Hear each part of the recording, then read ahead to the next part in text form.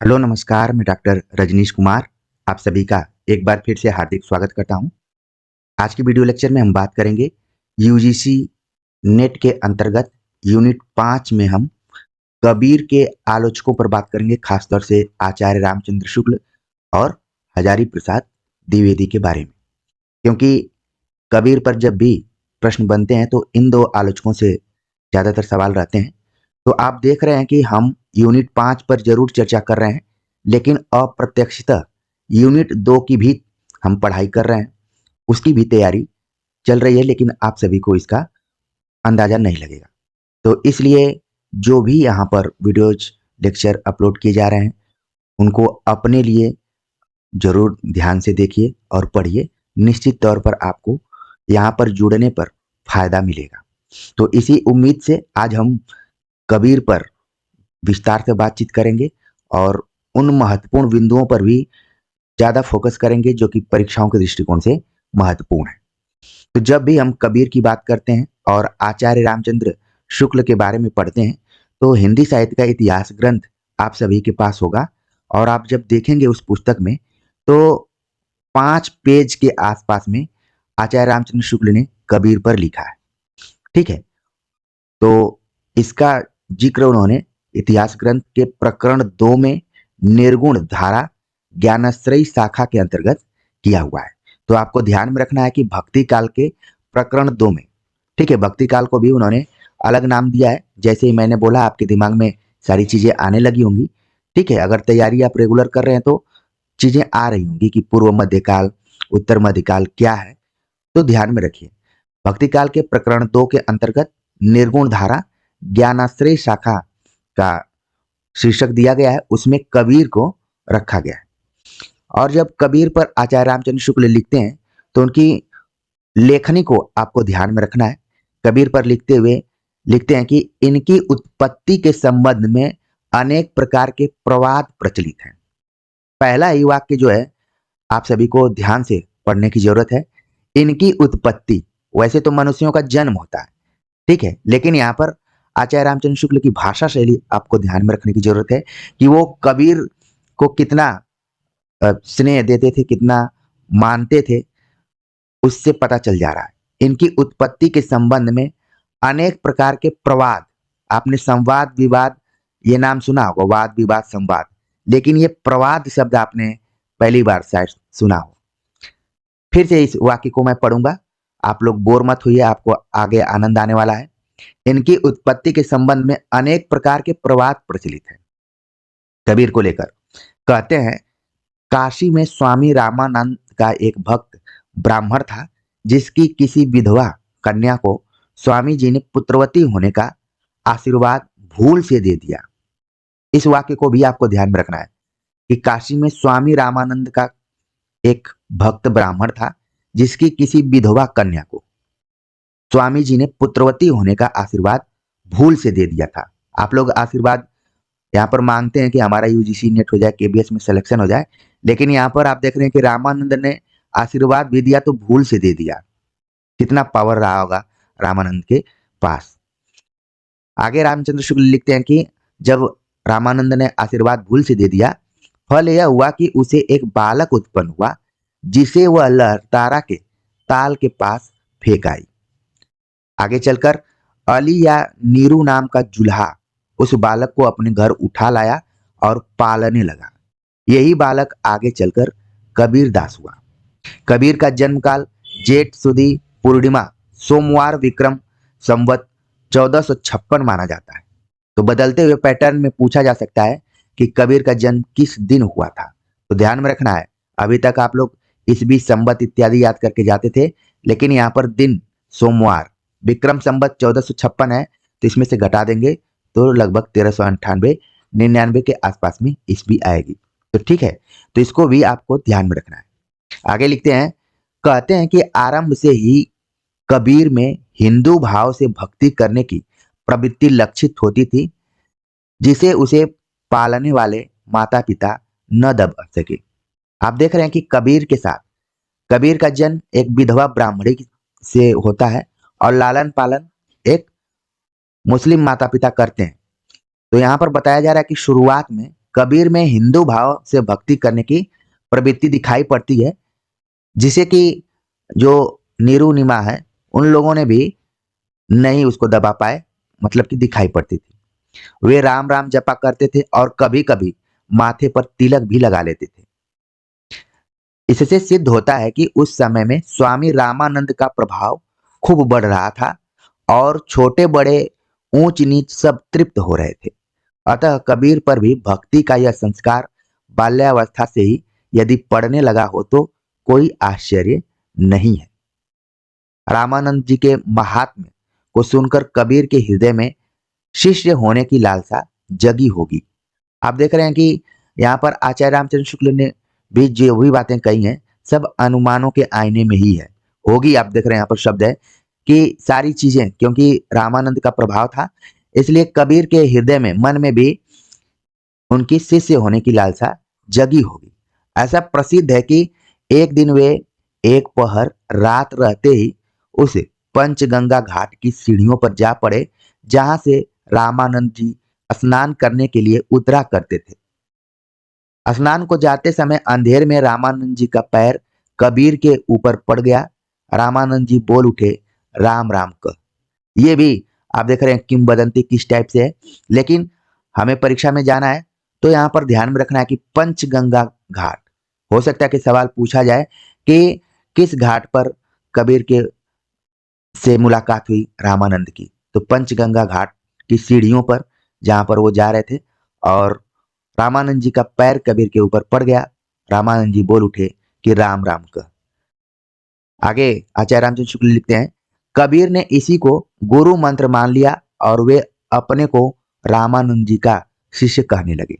ये इंपॉर्टेंट चीज है जो कि हम परीक्षा में देखते हैं कि पूछा जाता है कि कबीर के शिष्य कबीर के गुरु कौन है, रामानंद जी। और इस पूरी घटना को आप समझ गए कि क्यों कहना शुरू किए, ऊपर सारी चीजें बताई गई। आगे शुक्ल जी लिखते हैं कि वे साधुओं का सत्संग भी रखते थे और जुलाहे का काम भी करते थे। कबीर का जीवन आप देख रहे हैं कि किस तरीके से चल रहा है। एक तरफ वे साधुओं का सत्संग रखते थे, दूसरे तरफ जो उनका व्यवसायिक काम था जुलाहे का काम वो भी किया करते थे। कबीर पंथ में मुसलमान भी हैं। उनका कहना है कि कबीर ने प्रसिद्ध सूफी मुसलमान फकीर शेख तकी से दीक्षा ली थी। एक और यहाँ पर फैक्ट है आपके परीक्षा के दृष्टिकोण से कि ऊपर तो हमने बताया कि रामानंद जी कबीर के गुरु हैं, लेकिन मुसलमानों का कहना है कि जो प्रसिद्ध सूफी मुसलमान फकीर शेख तकी थे उनसे भी कबीर ने दीक्षा ली थी। वे उस सूफी फकीर को ही कबीर का गुरु मानते हैं। तो इन दोनों पॉइंट को आपको ध्यान में रखना है। कबीर के गुरु की जब भी बात की जाए तो रामानंद, और फकीर शेख तकी का नाम आपको ध्यान में रखना है, ठीक है, क्योंकि आपके लिए एक एक नंबर इंपॉर्टेंट है, इसलिए जो भी तथ्य हैं उनको दिमाग में आप रखिए। आगे लिखते हैं शुक्ल जी, आरंभ से ही कबीर हिंदू भाव की उपासना की ओर आकर्षित हो रहे थे। अतः उन दिनों जबकि रामानंद जी की बड़ी धूम थी, अवश्य वे उनके सत्संग में भी सम्मिलित होते रहे होंगे। फिर से वही अनुमान वाली बात है कि रामानंद जी की उस समय बड़ी धूम थी, बड़ा महत्व था, उन लोग के हृदय में रामानंद जी बसते थे, तो कहीं न कहीं कबीर भी प्रभावित थे। जैसा आगे कहा जाएगा, रामानंद की शिष्य परंपरा में होते हुए भी रामानंद जी भक्ति का एक अलग उदार मार्ग निकाल रहे थे, जिसमें जाति पाति का भेद और खान पान का आचार दूर कर दिया गया था। अतः इसमें कोई संदेह नहीं कि कबीर को राम नाम रामानंद जी से ही प्राप्त हुआ। ये बहुत ही महत्वपूर्ण बात बताई जा रही है। कथन के दृष्टिकोण से पूछा जा सकता है, यहाँ से कथन बन सकता है कि रामानुज की शिष्य परंपरा में होते हुए भी रामानंद जी, आप देख रहे हैं कि रामानुज एक अलग रामानुजाचार्य जिन्होंने विशिष्टाद्वैतवाद की स्थापना की थी या फिर उसका प्रवर्तन किया था, रामानुज की शिष्य परंपरा में होते हुए भी रामानंद जी भक्ति का एक अलग उदार मार्ग निकाल रहे थे, जिसमें जाति पाति का भेद और खान पान का आचार दूर कर दिया गया था। अतः इसमें कोई संदेह नहीं कि कबीर को राम नाम रामानंद जी से ही प्राप्त हुआ है। तो इसको जरूर आप ध्यान में रखिए। आगे लिखते हैं कि पर आगे चलकर कबीर के राम रामानंद के राम से भिन्न हो गए। आप देख रहे हैं कि जिस हिसाब से रामानंद रामानुज से अलग दिखाई पड़ते हैं, उसी तरीके से आगे चलकर रामानंद के राम और कबीर के राम में भी अंतर दिखाई पड़ता है। ठीक है, उनके राम अलग हो गए। अतः कबीर को वैष्णव संप्रदाय के अंतर्गत नहीं ले सकते हैं। तो यहाँ पर आपको ध्यान में रखना कि अगर परीक्षा में आ जाए कि निम्नलिखित में से कबीर का संबंध किससे नहीं है, तो वहां पर वैष्णव संप्रदाय अगर विकल्प में है तो वही आपका आंसर होगा। यानी आपको ध्यान में रखना है कि कबीर को वैष्णव संप्रदाय के अंतर्गत नहीं ले सकते। कबीर ने दूर दूर तक देशाटन किया, हठ योगियों तथा सूफी मुसलमान फकीरों का भी सत्संग किया, अतः उनकी प्रवृत्ति निर्गुण उपासना की ओर दृढ़ हो गई। अब यहाँ पर आपके दिमाग में ये चीज बैठनी चाहिए कि आखिरकार कबीर निर्गुण उपासना की तरफ क्यों मुड़ गए, क्योंकि ऊपर बताया जा रहा है कि शुरुआत से, क्योंकि वो विधवा ब्राह्मणी के गर्भ से पैदा हुए थे तो उन पर हिंदू भक्ति भावना का भी प्रभाव था, लेकिन धीरे धीरे उनका जो ग्रुप है जिनके साथ उठना बैठना शुरू किए वो मुसलमान, उनका लालन पालन मुसलमानों ने किया, तो इसलिए कबीर के अंदर दोनों तरीके की भावना जागृत होती है। और यहाँ पर बताया जा रहा है कि कबीर दूर दूर तक देशाटन किया, यानी कि घूमते थे। हठ योगियों, एक एक प्रवृत्ति को आपको ध्यान में रखना है कि देशाटन किया, हठ योगियों के साथ रहते थे, सूफी मुसलमानों फकीरों के साथ रहते थे, इसलिए उनकी प्रवृत्ति निर्गुण उपासना की ओर हो गई। तो इसलिए आप लोग अपनी परीक्षा के दृष्टिकोण से जरूर इन चीजों को ध्यान में रखिए। देशाटन, हठ योगियों, फकीरों का सत्संग, ठीक है, विकल्प में आ जाएगा तो आप इसको ध्यान में रखिए। आगे शुक्ल जी लिखते हैं, अद्वैतवाद के स्थूल रूप का कुछ परिज्ञान उन्हें रामानंद जी के सत्संग से पहले ही था। फल यह हुआ कि कबीर के राम धनुर्धर साकार राम नहीं रह गए, वे ब्रह्म के पर्याय हुए। तो यहां पर आपको ध्यान में रखना है कि अद्वैतवाद का प्रभाव था कबीर के ऊपर, जो कि इन्हें रामानंद जी के सत्संग से प्राप्त हुआ था। हालांकि जब भी अद्वैतवाद की चर्चा होगी, इसके प्रवर्तक की चर्चा होगी, तो एक विशेष व्यक्ति का नाम है, अगर आप सभी जानते होंगे तो जरूर कमेंट कर लिखिए कि अद्वैतवाद के प्रवर्तक कौन है। एक तरीके से होमवर्क है। आचार्य रामचंद्र शुक्ल लिखते हैं कि अद्वैतवाद की स्थूल रूप का कुछ परिज्ञान उन्हें रामानंद जी के सत्संग से पहले था। फल यह हुआ कि कबीर के राम, क्योंकि ऊपर बताएगा कि कबीर के राम और रामानंद के राम में अंतर है। कबीर के राम धनुर्धर साकार राम नहीं रह गए, वे ब्रह्म के पर्याय हुए। और एक खास पंक्ति है कि दशरथ सुत तेहु लोक बखाना, राम नाम का मरम है आना। तो ये पंक्ति पूछी जाती है कि ये किसकी है, और ऑप्शन में कबीर और तुलसी दोनों का नाम रहता है। तो आपको ध्यान में रखना है कि दशरथ सुत तेहु लोक बखाना, राम नाम का मरम है आना, ये कबीर की पंक्ति है। ठीक है, आगे शुक्ल जी लिखते हैं कि सारांश यह कि जो ब्रह्म हिंदुओं की विचार पद्धति में ज्ञान मार्ग का एक निरूपण था, उसी को कबीर ने सूफियों के ढर्रे पर उपासना का ही विषय नहीं, प्रेम का भी विषय बनाया और उसकी प्राप्ति के लिए हठ योगियों की साधना का समर्थन किया।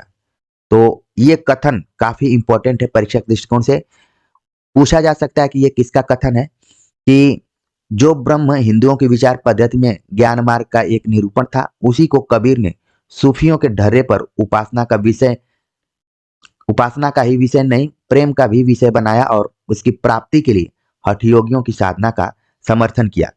तो यहाँ पर देखिए ऑप्शन में आचार्य रामचंद्र शुक्ल और हजारी प्रसाद द्विवेदी का नाम अनिवार्य रूप से रहता है इस तरीके के कथनों में।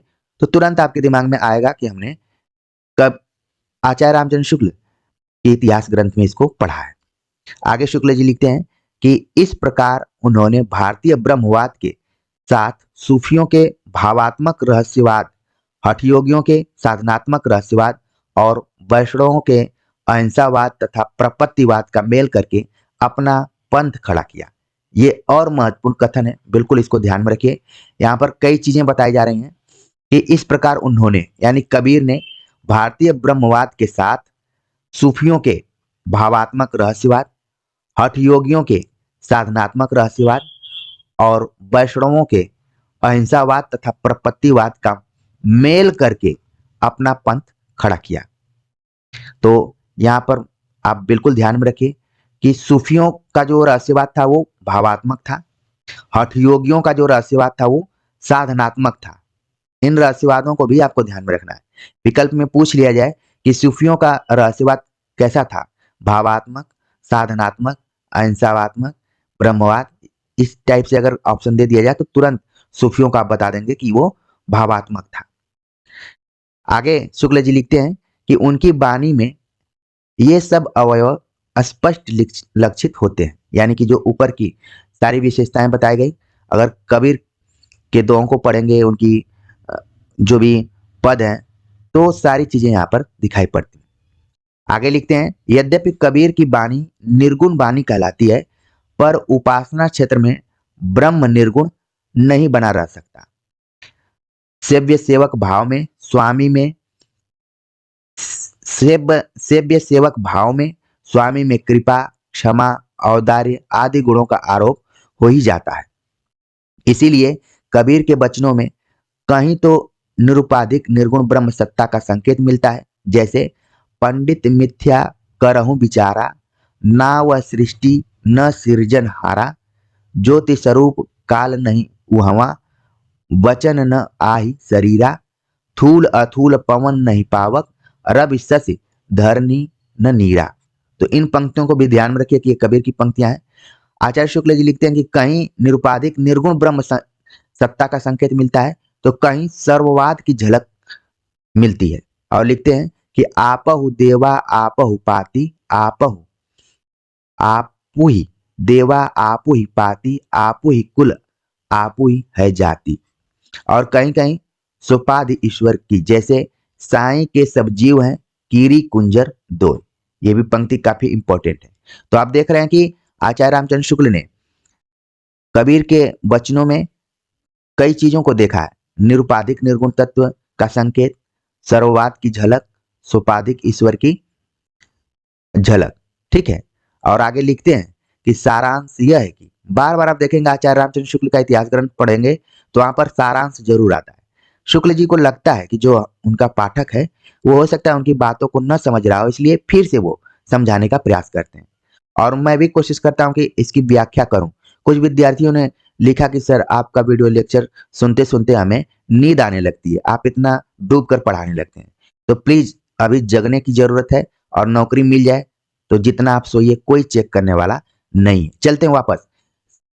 लिखते हैं आचार्य रामचंद्र शुक्ल, सारांश यह कि कबीर में ज्ञान मार्ग की जहां तक बातें हैं वे सब हिंदू शास्त्रों की हैं, जिनका संचय उन्होंने रामानंद जी के उपदेशों से किया है। बार बार आचार्य रामचंद्र शुक्ल यहाँ पर सिद्ध करना चाहते हैं कि कबीर के ऊपर रामानंद का काफी प्रभाव रहा है। आगे लिखते हैं कि माया, जीव, ब्रह्म, तत्वमसी, आठ मैथुन, अष्ट मैथुन, त्रिकुटी, छह रिपु इत्यादि शब्दों का परिचय उन्हें अध्ययन द्वारा नहीं सत्संग द्वारा ही हुआ, क्योंकि वे जैसा कि प्रसिद्ध है कुछ पढ़े लिखे न थे। और उपनिषद की ब्रह्म विद्या के संबंध में वे कहते हैं, तत्वमसी इनके उपदेशा, ई उपनिषद कहें संदेशा, जाग बलिक और जनक सबादा, दत्तात्रेय व रस स्वादा। तो उपनिषद ब्रह्म विद्या के संबंध में ये कबीर की पंक्तियां। आगे शुक्ल जी लिखते हैं कि यहीं तक नहीं, वेदांतियों के कनक कुंडल न्याय आदि का व्यवहार भी इनके वचनों में मिलता है। तो एक चीज आपको ध्यान में रखना है, उपनिषद में ब्रह्म विद्या और वेदांतियों में कनक कुंडल न्याय, ये सिद्धांत रहा है उनका। पूछा जा सकता है कि कनक कुंडल न्याय का संबंध किससे, वेदांतियों से, उपनिषद से, वेद से, इस टाइप से ऑप्शन बन सकता है। तो वेदांतियों के कनक कुंडल न्याय आदि का व्यवहार भी इनके वचनों में मिलता है। और लिखते हैं, गहना एक कनक ते गहना, इन मह भाव न दूजा, कहन सुनन को दुई करी थापिन, एक निमाज एक पूजा। इसी प्रकार उन्होंने हठ योगियों के साधनात्मक रहस्यवाद के कुछ सांकेतिक शब्दों जैसे चंद, सूर, नाद, बिंदु, अमृत, आधा कुआ को लेकर अद्भुत रूपक बांधे हैं, जो सामान्य जनता की बुद्धि पर पूरा आतंक जमाते हैं। जैसे सूर समाना चंद में दहु किया घर मन एक, का चिंता तब भया कछु परवीला लेख। तो आपको ध्यान में रखना है, यहाँ पर लिखा है सूर समाना चंद में। तो पूछा जा सकता है कि यह पंक्ति किसकी है, तुरंत आपके दिमाग में आना चाहिए कि ये कबीर की है, क्योंकि कई विद्यार्थी सूर शब्द को देखकर तुरंत ऑप्शन में सूरदास को भी टिक कर सकते हैं। लेकिन ये पंक्ति किसकी है? कबीर की है।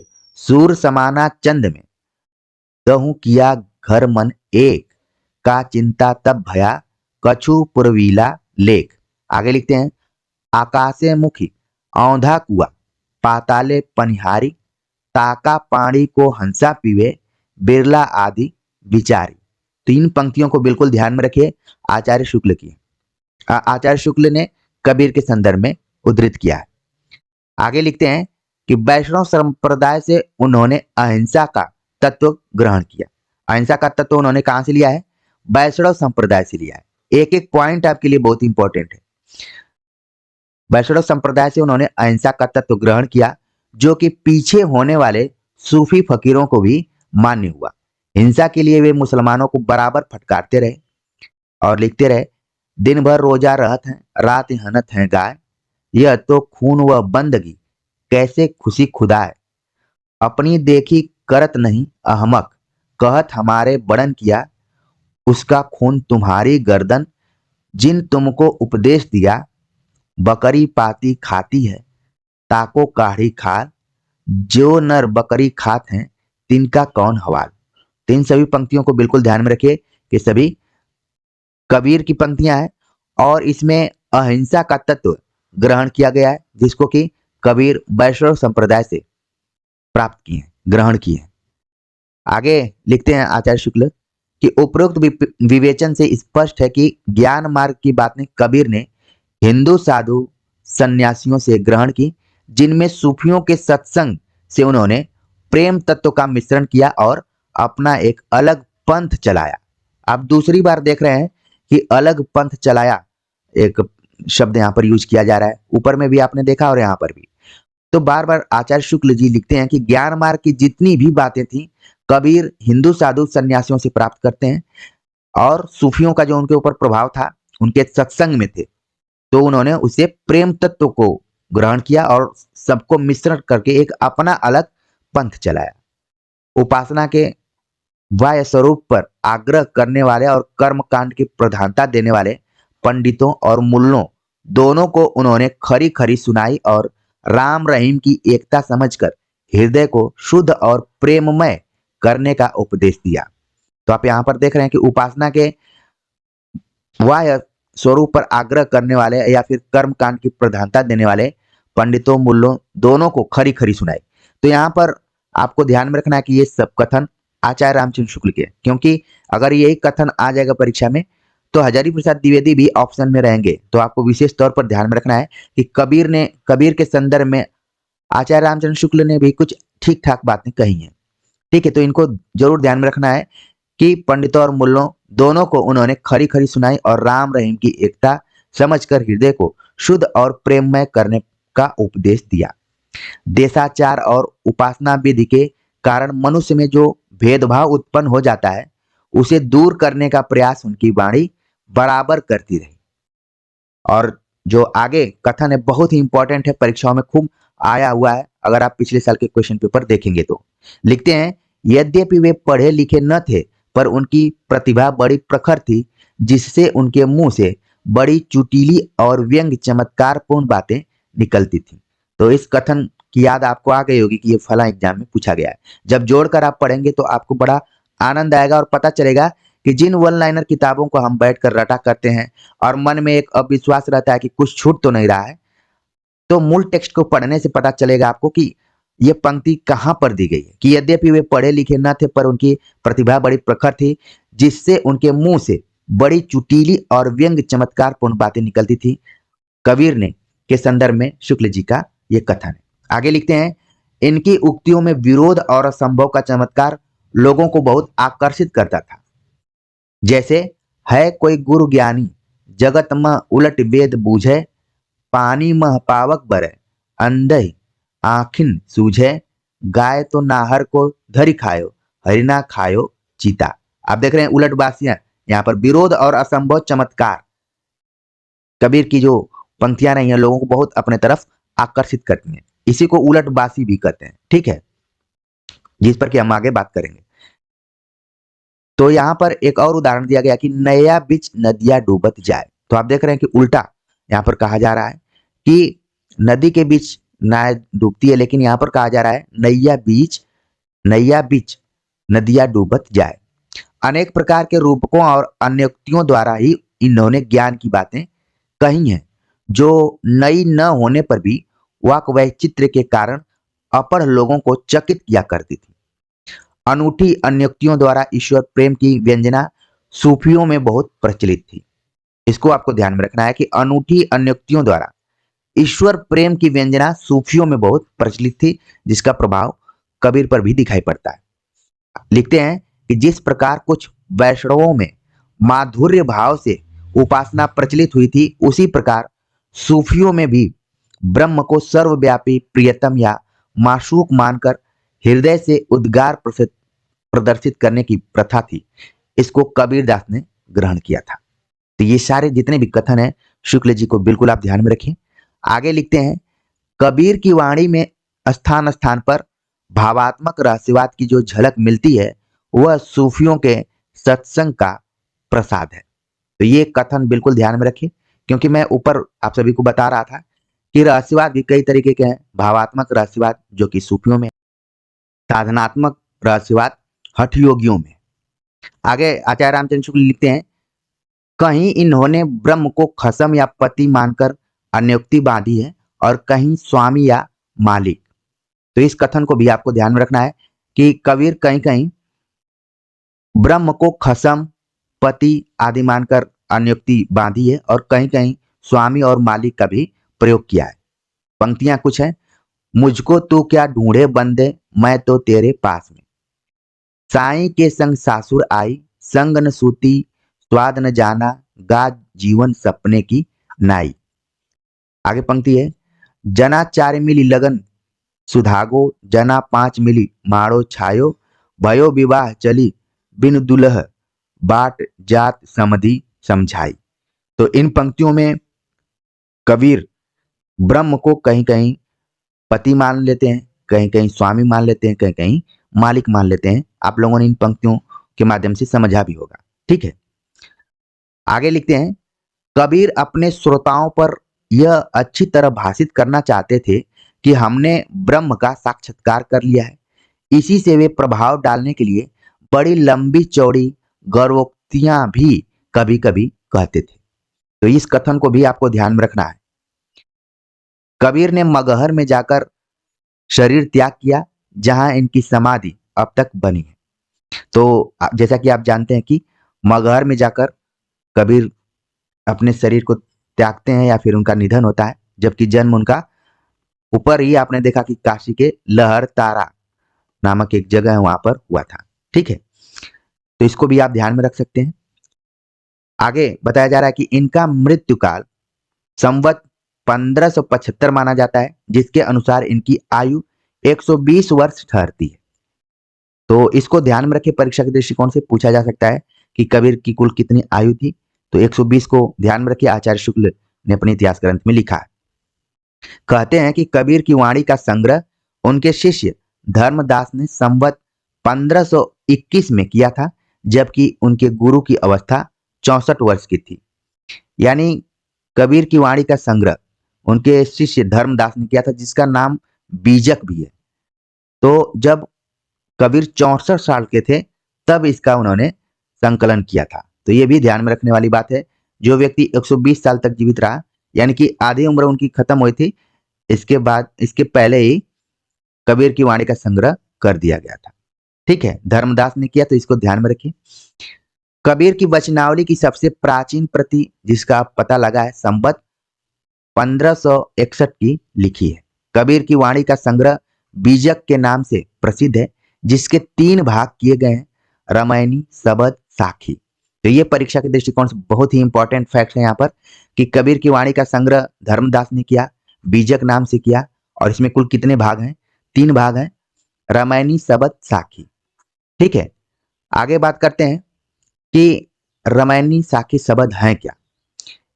इसमें वेदांत तत्व, हिंदू मुसलमानों को फटकार, संसार की अनियतता, हृदय की शुद्धि, प्रेम साधना की कठिनता, माया की प्रबलता, मूर्ति पूजा, तीर्थाटन आदि की असारता, हज, नमाज, व्रत, आराधना की गौणता इत्यादि अनेक प्रसंग शामिल हैं। सांप्रदायिक शिक्षा और सिद्धांत के उपदेश मुख्यतः साखी के भीतर है। ध्यान में रखना है, साखी के अंतर्गत कबीर की क्या क्या चीजें मौजूद हैं। सांप्रदायिक शिक्षा को लेकर जो सवाल उन्होंने उठाए हैं और सिद्धांत के उपदेश साखी के भीतर हैं जो दोहों में है। तो ये सभी तथ्य जो बताए जा रहे हैं आपके लिए बहुत ही इंपॉर्टेंट है कि साखी में सांप्रदायिक शिक्षा सिद्धांत के उपदेश शामिल किए गए हैं जो कि दोहों में है। इसकी भाषा सदुक्कड़ी अर्थात राजस्थानी पंजाबी मिली खड़ी बोली है। कई बार इंटरव्यू में पूछ लिया जाता है कि कबीर की भाषा क्या थी, तो विद्यार्थी बताते हैं कि सदुक्कड़ी है।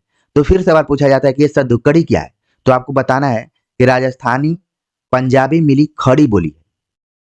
ठीक है, जैसे कई बार हम ऊपर नीचे देखना शुरू कर देते हैं कि हमने तो सरस्वती गोविंद पांडे में पढ़ा था सदुक्कड़ी है, शुक्ल जी का तो इतिहास नहीं पढ़ा था, अब क्या किया जाए, सर ने तो सवाल पूछ दिया। तो इस टाइप से अब जो भी विद्यार्थी यहाँ तक धैर्य बनाकर लेक्चर को सुन रहे होंगे वो तुरंत बता देंगे कि साखी जो है उसमें सांप्रदायिक शिक्षा सिद्धांत के उपदेश शामिल किए गए हैं जो कि दोहों में है और इसकी भाषा सदुक्कड़ी है। सदुक्कड़ी का मतलब है कि राजस्थानी और पंजाबी मिली खड़ी बोली है। ठीक है, इसमें 3 बोलियों का मिश्रण है, इसीलिए इसको सदुक्कड़ी कहा गया। पर रामायणी और शबद में गाने के पद है जिसमें जिनमें काव्य की ब्रज भाषा और कहीं कहीं पूर्वी बोली का भी व्यवहार है। तो आप देख रहे हैं कि साखी अलग है और रामायणी और शबद इसमें गीत पद शामिल किए गए हैं और इसकी भाषा जो है वो ब्रज भाषा है और कहीं कहीं पूर्वी बोली का भी व्यवहार मिलता है। पूर्वी बोली का मतलब यहाँ पर भोजपुरी से लगाया जा सकता है क्योंकि हमारे एक प्रोफेसर थे जेएनयू में, वो बार बार यही सिद्ध करना चाहते थे कि जो कबीर की भाषा है वो पंचमेल खिचड़ी सदुक्कड़ी इत्यादि नहीं है बल्कि भोजपुरी है। और एक शोधार्थी ने बल्कि 1000 पेज में पीएचडी लिख कर बताया भी कि यही सिर्फ बताया कि कबीर की भाषा भोजपुरी है 1000 पेज लिखने के बाद। तो ये सारी चीजें हैं, लेकिन हम परीक्षा में उतरने वाले हैं तो हमें एक परीक्षार्थी के तौर पर ये 3-4 लाइनें काफी इंपॉर्टेंट है। उम्मीद है कि आप इसको अच्छे से समझ गए होंगे। आगे बात करते हैं, लिखते हैं आचार्य रामचंद्र शुक्ल, खुसरो के गीतों की भाषा भी हम ब्रज दिखा आए हैं। इससे स्पष्ट यह स्पष्ट हो जाता है कि गीतों के लिए काव्य की ब्रज भाषा भी स्वीकृत थी। तो हमने भी अमीर खुसरो पर पहले ही विचार कर लिया है और एक बार फिर से आचार्य रामचंद्र शुक्ल भी याद करते हैं कि जब भी गीतों की बात आती है तो खड़ी बोली का प्रयोग वहां पर नहीं होता है बल्कि ब्रज भाषा का ही प्रयोग होता है। यानी ब्रज भाषा की जो कोमलता रही है और गाने योग्यता रही है, उसकी जो क्षमता रही है, उसको ध्यान में रखते हुए कवियों ने गीत लिखते समय ब्रज भाषा को ही प्रमुखता दी है। तो लिखते हैं कि खुसरो के गीतों की भाषा भी हम ब्रज दिखा आए हैं। इससे यह स्पष्ट होता है कि गीतों के लिए काव्य की ब्रज भाषा भी स्वीकृत थी। और कबीर का यहाँ पर पद देखिए, वो लिखते हैं, कबीर के पद को दिए हैं कि हौ बलि कब देखूंगी तो ही, अहनिस आतुर दर्शन कारण ऐसी व्यापी मोही, नैन हमारे तुमको चाहे रति न माने हारी, विरह अग्नि तन अधिक जरावे ऐसी लेव बिचारी, सुनऊ हमारी दादी गोसाई अब जन करहूं अधीर, तुम धीरज मैं आतुर स्वामी कांचे भाड़े नीर, बहुत दिनन के बिछरे माधव मन नहीं बांधे धीर, दे छता तुम मिलहु कृपा करी आरंतिवंत कबीर। आपको यहाँ पर ध्यान में रखना है, बहुत दिनन के बिछुरे, बहुत दिनन के बिछुरे माधव मन नहीं बांधे धीर। तो ये पंक्ति कबीर की है क्योंकि यहाँ पर माधव शब्द आया हुआ है तो कंफ्यूजन होने लगेगा कि कोई कृष्ण भक्ति शाखा का कवि लिखा होगा, लेकिन आपको ध्यान में रखना है कि कबीर का है। आगे लिखते हैं आचार्य रामचंद्र शुक्ल, सूर के पदों की भी यही भाषा है। जो ऊपर पंक्तियां हैं वो सूर के पदों से भी मिलती जुलती हैं। भाषा बहुत परिष्कृत और परिमार्जित न होने पर भी कबीर की उक्तियों में कहीं कहीं विलक्षण प्रभाव और चमत्कार है। अगर आपने पिछले साल के क्वेश्चन पेपर को देखा होगा तो ये भी कथन पूछा गया है, यहां से पूछा गया है, भाषा बहुत परिष्कृत और परिमार्जित न होने पर भी कबीर की उक्तियों में कहीं कहीं विलक्षण प्रभाव और चमत्कार है, बहुत ही इंपॉर्टेंट कथन। और आगे का जो कथन है वो और इंपॉर्टेंट है, प्रतिभा उनमें बड़ी प्रखर थी, इसमें संदेह नहीं। ये आचार्य रामचंद्र शुक्ल का कथन है कबीर के संदर्भ में। तो परीक्षा में ये दोनों कथन बहुत ही इंपॉर्टेंट है, पूछे जा चुके हैं, आप लोगों ने भी क्वेश्चन पेपर में देखा होगा, तो जरूर ध्यान में रखिए। ठीक है, तो इस तरीके से हमने कबीर के संदर्भ में आचार्य रामचंद्र शुक्ल का क्या दृष्टिकोण रहा है, उनके कौन कौन से कथन महत्वपूर्ण रहे हैं, उन पर विचार किया। आगे आने वाले वीडियो लेक्चर में यानी इसके पार्ट 2 में हम आचार्य हजारी प्रसाद द्विवेदी की पुस्तक कबीर को आधार बनाते हुए कुछ तथ्यों को प्रस्तुत करेंगे जो कि आपकी परीक्षा के दृष्टिकोण से महत्वपूर्ण होगा। तो इसलिए लगातार इस चैनल से जुड़े रहिए और कमेंट्स कर जरूर बताइए कि आचार्य रामचंद्र शुक्ल जो कबीर के बारे में लिखे हैं वो आप सभी को कैसा लगा, और जो भी परीक्षा उपयोगी चीजें थी हमने आप सभी को बता दिया है। तो मिलते हैं अगले पार्ट के साथ, तब तक के लिए नमस्कार।